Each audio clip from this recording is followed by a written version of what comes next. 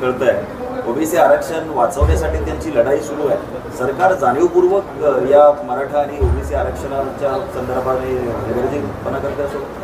बघा, या राज्यातील जे एकूण सामाजिक सलोखा होता तो पूर्णतः उद्ध्वस्त करण्याचं काम फडणवीसाचं सरकार आल्यापासून सुरू झालं आणि सत्तेच्या लालसेपोटी विविध समाजाला आरक्षणाचे आश्वासन या लोकांनी दिले। धनगर समाजानं सांगितलं आम्ही पहिल्या कॅबिनेटमध्ये तुम्हाला आरक्षण देऊ, ते ट्रायबलमधून देऊ। मराठा समाजानं सांगितलं आम्ही तुम्हाला आरक्षण देऊ।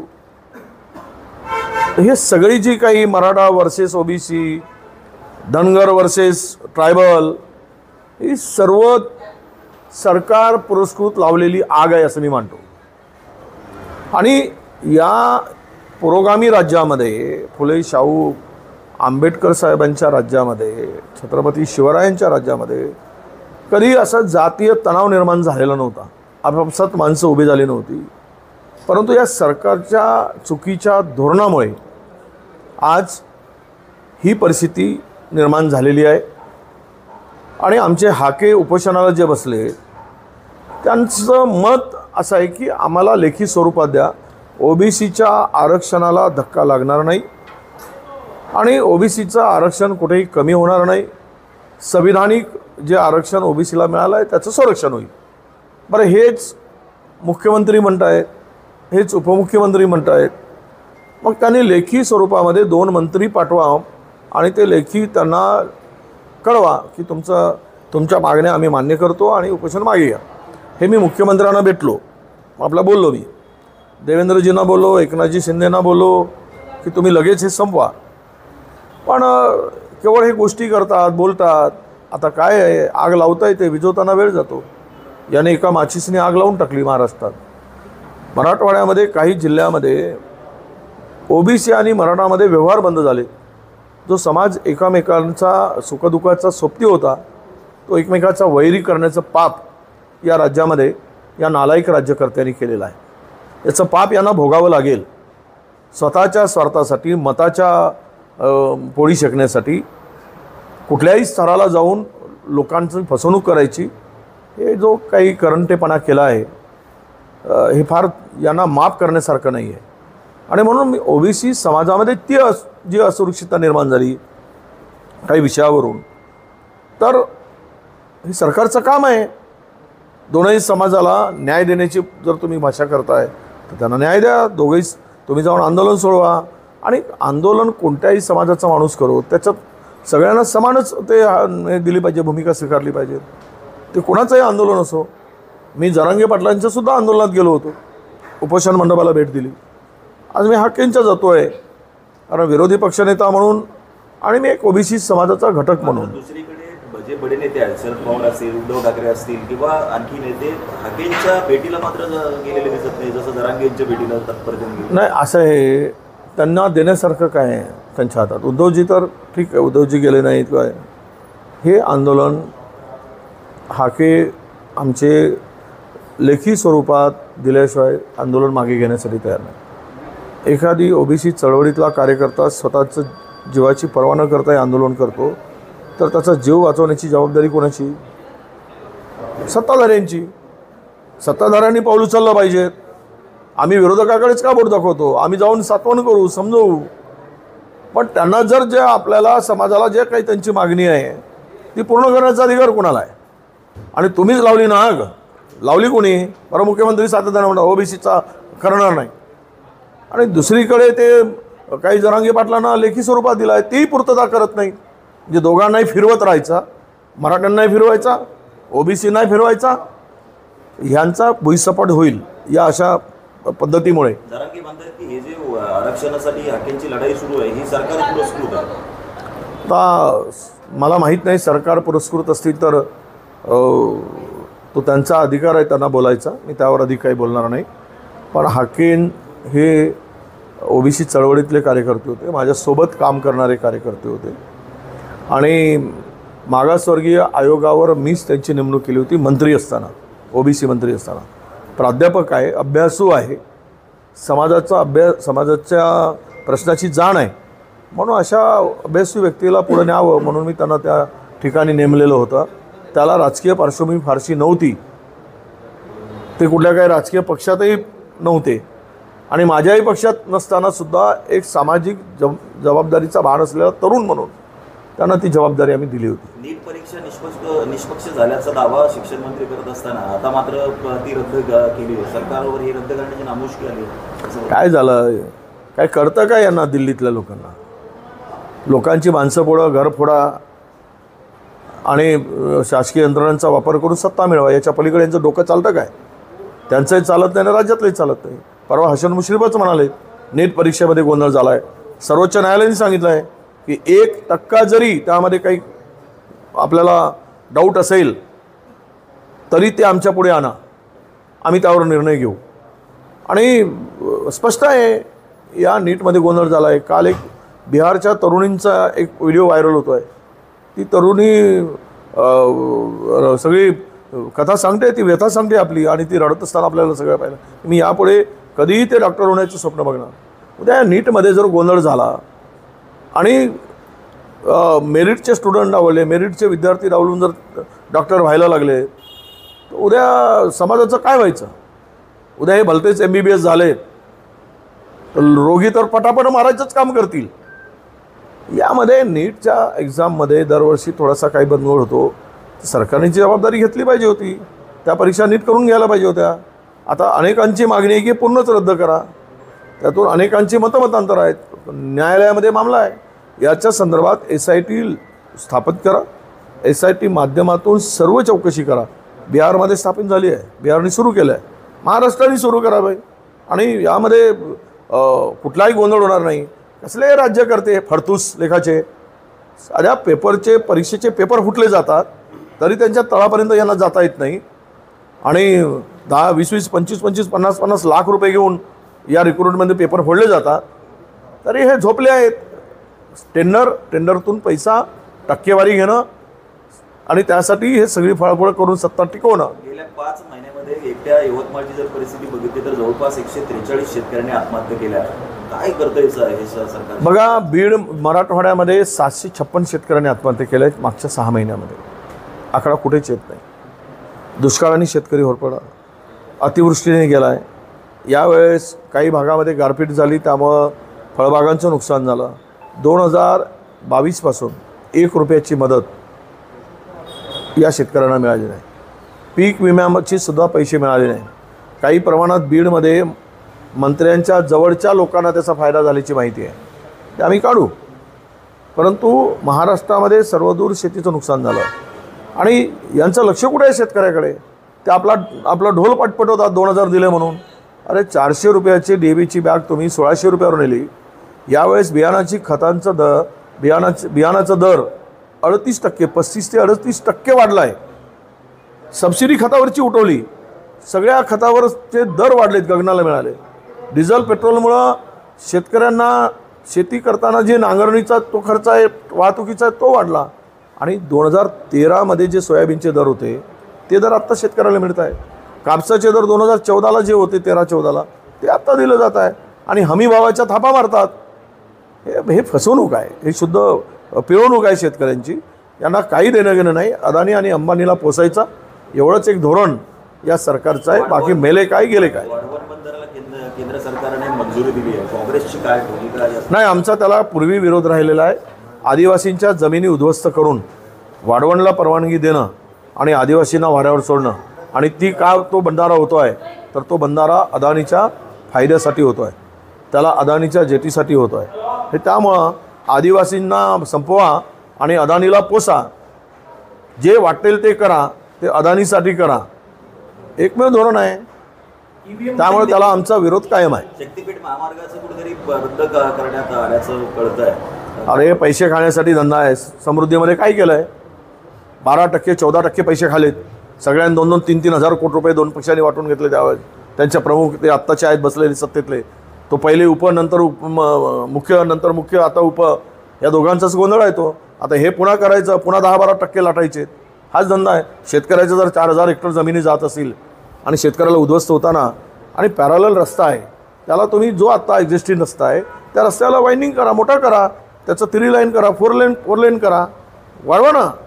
पण तो नव्यानं करायचा, जमिनी घ्यायच्या, पूर्वी जमिनी खरेदी करून ठेवायच्यात बगलबच्च्याकडून आणि त्या जमिनी 4 पटीनं विकायच्या, त्यातून रगड पैसा कमवायचा आणि पैशातून पुन्हा सत्ता मिळवायची. हा महाराष्ट्रामध्ये लागलेला कलंक आहे आणि हे सगळे चोर मिळून हा महाराष्ट्र उद्ध्वस्त करतायत. ईव्हीएम मशीनची सत्यतेबद्दल भाजपने नेहमीच दावा केलेला आहे, नेहमी केलेला आहे. मात्र त्यांच्याच पक्षाचे आता एक उमेदवार होते सुजय विखे, यांनी त्याची पडताळणीची मागणी केली. 40 मतदार केंद्रावरची जी ईव्हीएम मशीन आहे त्याची पडताळणी व्हावी, त्यासाठी त्यांनी लाखो रुपयांचा शुल्कही भरलेला आहे. आनंद आहे, हार गेले त्याच्यातून 40 अधिकचे जातील. त्यामुळं असं आहे EVMच्या संदर्भात. आता मला वाटतं की आमचे हे कोण ते याचं स्टेटमेंट ॲलन मस्कचं स्टेटमेंट आलं आहे. एवढा विद्वान माणूस तो पण म्हणतो याच्यामध्ये काय गोंधळ आहे. देशातील 79 जागा या नरेंद्र मोदी सरकारच्या 1000 मतांनी जिंकल्या आहे, 1000 फक्त. आणि लोकांच्या संदर्भात जर सत्ताधाऱ्यांचा डाऊट असेल, विरोधकांचा डाऊट आहे, तर एकदा करून टाका. पाश्चात्य देशांनी, प्रगत देशांनी याच्यावर बॅन आणलेला आहे. त्यामुळे हे काही होऊ शकत नाही वगैरे यावर नाही विश्वास. ठीक आहे, ज्यांनी काळजी घेतली, ज्यांनी त्याच्यामध्ये थोडा लक्ष घातलं, तिथे काही गोंधळ होणार नाही. पण कमी मार्जिनमध्ये काही गोंधळ होण्याची शक्यता जी काही वर्तवली जाते, तर हे झालं पाहिजेत. मला वाटतं की सुजय विखेंचं अभिनंदन केलं पाहिजेत. देशातील लाखो लोकांच्या मनामध्ये जी काही चर्चा आहे किंवा ज्याबद्दलचा डाऊट आहे, तो डाऊट क्लिअर करण्याचं काम विखेच्या माध्यमातून होत आहे. त्यांना आमच्या शुभेच्छा आहे. संघ मुखपत्र असेल किंवा भाजपचे नेते असतील, आता शिंदे गटाचे नेतेही पराभवाचं खापर अजितदादांवर फोडताना दिसत आहेत. रामदास कदम म्हणतात की दादा थोडे दिवस आले नसते तर बरं झालं असतं. असं आहे, वाऱ्याला जायची काठी धोतराला का चिपकवली आणि धोतर फाडून घेतलं. आता काही उघडा भाग पडतो आहे तर ओरडलं जात आहे. तुम्ही ज्यांच्यावर आरोप केलात, माहीत होतं आरोप केले, तर मग सोबत का घेतले. हे सगळे आता ते कोणीतरी म्हणाले ना, भारतीय जनता पक्षाचे जवळपास 48 जागावर त्यांचे उमेदवार मागे पडले महाराष्ट्रामध्ये, 48. मग ते कोणामुळे झालं? मराठवाड्यात कोणामुळे, विदर्भात कोणामुळे झालं? अजितदादांचा प्रभाव होता काय? आपल्याला स्वतःचं पाप लपवायसाठी, स्वतःचं अपयश लपवायसाठी कोणाला तरी टार्गेट केलं जातं. आता साप कोण आहे? अजित पवार आहेत, कारण ज्यांच्याकडे एकच खासदार आहे म्हणून त्यांना कदाचित टार्गेट केलं जात असेल. पण राज्यातील तिघेही तेवढेच भागीदार आहेत हे राज्य उद्ध्वस्त करण्यासाठी. गुलाबराव पाटील म्हणतात की काँग्रेसला मतदान करणं हे दुर्दैवी आहे. शिवसेनेचे उद्धव ठाकरेंनी पहिल्यांदा त्यांना मतदान केलं नाही. खोके घेऊन बोक्यासारखं होणं आनंदी आहे आणि देश वाचवण्यासाठी, संविधान आणि लोकशाही वाचवण्यासाठी काँग्रेसला मतदान करणं म्हणजे जातीय विष त्यांच्या तोंडातून जो निघतो ना उग्र, की हा देश कोणाच्या सगळ्यांच्या रक्तातून उभा झालेला देश आहे. जर काँग्रेसनी सर्व लोकांच्या, सर्व धर्माच्या सन्मानांची भाषा केली तर काँग्रेसला मतदान करणं काय म्हणले ते देश दुर्दैवी आहे. आणि यांना सुदैवी आहे. पक्ष फोडून लोकांचे पक्ष फोडायचे, घर फोडायचा, पळून जायचं आणि गद्दारी करायची. गद्दारी करून परत नाकाने कांदे सोलायचे आणि त्याला दुर्दैवी म्हणायचं. वारे पट्ट्या म्हणा, आम्ही त्याला म्हणतो. वारे आमच्याकडे म्हण आहे, वारे पट्ट्या. चांगला आहे तुझा. मुख्यमंत्र्यांनी काल जी आकडेवारी दिली मुसलमानांवर टीका करताना देशद्रोही पाकदार्जिने असं देखील म्हटलं गेलं. ते देखील मतदार आहेत, पण अशा पद्धतीने मुख्यमंत्र्यांना वक्तव्य करणे योग्य आहे? हे बघा, यांना जनतेने नाकारलं आहे. हे मतांचं ध्रुवीकरण करून यांना माहिती आहे की हिंदू मुस्लिम जातीय धार्मिक तेढ निर्माण केल्याशिवाय आपली पोळी शेकता येत नाही. पण अशा म्हणजे बेजबाबदार आणि पोरकट, मी म्हणतो त्याला, अशा वक्तव्यांना जनता भीक घालत नाही. कोणी महाराष्ट्रातील जनता ही पुरोगामी विचाराची आहे. छत्रपती शिवरायांच्या तोफखान्याचा प्रमुखसुद्धा कोण होता तेवढा विश्वास आहे. 4 लोक सगळ्याच ठिकाणी बदमाश असतात. याचा अर्थ कुणाच्या धर्माला आणि जातीला बदनाम करणं हे पाप हे महायुतीच करू शकते आणि त्याचे हे गद्दारच करू शकतात. शिर्डी शहर काँग्रेस अध्यक्षावर जानेवारी महिन्यात हल्ला झाला. ते आरोपी आजही मोकाट फिरत आहे. कायदा सुव्यवस्था कोणावर हल्ला झाला? शिर्डी शहर काँग्रेस शेजारी बसले आमचे. आम्ही वाट पाहतो 4 महिन्यांनी. सत्तेचा दुरुपयोग करून तुम्ही ज्या पद्धतीनं हे सगळं केलं आहे तर त्याचं प्रायश्चित्त भोगावं लागलं ना. पैसा, संपत्ती, धन कुछ काम नहीं आता है, नाम काम आता है. सुनील तटकरे काल म्हटले की काँग्रेसच्या 99 जागा आल्या, शेकडो किलोमीटरचा त्यांनी पदयात्रा केली, परंतु मोठी गाजावाजी करूनही त्यांना तीन आकडी जागा मिळाली. नाही, 3 आकडे मिळून येऊ दे, तुमची जिरवली ना. तुम्हाला वर मान करून चालायची जी होती ती तर तुमची छाती आतमध्ये घालवली ना आम्ही. हे लक्षात घेतलं पाहिजे ना. आणि पुढच्या वेळेस होती नव्हती ती छाती पण संपेल. तुम्ही पुण्याच्या जिल्हाधिकाऱ्यांना एक पत्र लिहिलं आहे ज्यात गौण खनी उत्खननासंदर्भात जे भरारी पथक आहे त्याच्या ज्या प्रमुख आहेत स्वाती देवरे यांच्या संदर्भात तुम्ही काही आक्षेप घेतले, नेमकं काय प्रकरण ते आहे? असे पुणे जिल्ह्यामध्ये सर्रास मोठ्या प्रमाणामध्ये गौण खनिजाची चोरी झाली आणि सगळ्या अधिकाऱ्यांचे त्याला अभय आहे. प्रचंड डोंगर सगळे साफ केले जात आहे. अनधिकृतपणे सगळं मोठ्या प्रमाणात चाललेलं आहे. महसुलाची करोडो रुपयाची लूट चालली आहे. आणि याला पूर्णतः आशीर्वाद तेथील सगळ्या प्रशासनाचा आहे. त्यामुळे त्या सखोल त्याच्या संदर्भातलं चौकशी व्हावी त्या संदर्भात अशी मागणी आम्ही केलेली आहे. थँक्यू. शरद पवार म्हणताय की मराठा ओबीसी आरक्षणासंदर्भात केंद्र सरकारने बघायची भूमिका घेऊन चालणार नाही. याच्यावरती नाही, आमच्या राहुल गांधींनी, मी सांगायचं राहिलं, राहुल गांधींनी स्पष्टपणे सांगितलं आहे की या सगळ्यावरचा रामबाण उपाय एकच, तो म्हणजे जातनिहाय जनगणना करणं. तुम्ही जातनिहाय जनगणना करा, जिसकी जितनी संख्या वारी उसकी उतनी भागीदारी, विषय संपवा. आणि ते 50% जे काही अट आहे ती शिथिल करा आणि ज्याला पाहिजे त्याला देऊन टाका, मोकळे करा. हे राहुल गांधींनी साधा सांगितलं आहे. रामदास कदमांनी भाजपवर नाराजी व्यक्त केली आहे. ज्या जागा शिवसेना शिंदे गटाचे डिक्लेअर करायचे त्यात विलंब झाला आणि कुठेतरी भाजपच्याच पराभवावर सामोरं जावं असे कारण रामदास कदम. आता या सगळ्या परिस्थितीमध्ये प्रत्येकाला विळा हातात घ्यायचा आहे, भोपळा कोणालाच व्हायचं नाही. त्यामुळं तो विळा हातात घेऊन आता हे सगळं एकमेकाला कापण्याचं काम सुरू झालं आहे. यात किती भोपळ्यांचा बळी जातो या तिघांच्या साटमारीमध्ये, त्याची सुरुवात रामदास भाईंनी केली, याचा आनंद आहे. विधान परिषदेच्या 11 जागा बिनविरोध होती.